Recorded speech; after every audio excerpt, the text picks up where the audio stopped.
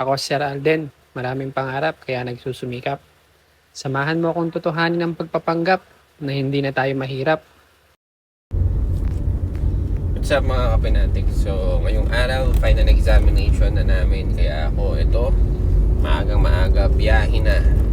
Biyahe na ako papunta sa eskwela. Yan. Uy. Uy, uy. Stop muna ako dito pag-gas tayo. Kasi papasok na tayo mamaya sa NLEX. So, ayoko na mag-stop dun. So, dito na lang muna ako pag-gas. So, nakarating na ako sa school. Uy! Safe and sound. Yeah. So, ready na ako. Prepare muna ako para sa exam namin ngayong araw. Fast forward! Yan, tapos na yung exam namin. Pauwi na ako. Halos kinabi na ako sa daan pero okay lang, no? Yan. Kaya lang, medyo traffic.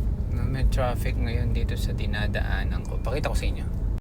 Yeah, parang may parang may procession yata dito. Oo, may procession. Yan, so na-traffic ako. Ayun. Nasa may bandang part na ako ng Colgante. Yan, ready na sila. Ay, hindi. Parang Flores de Mayo. Parang ganun. Yata, Flores de Mayo.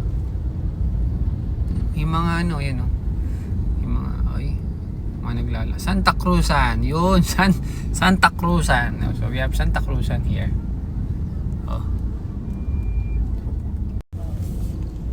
Yan. Ay, kapogi na naman yung piblas ng Sir Haj. Sir John, hello po.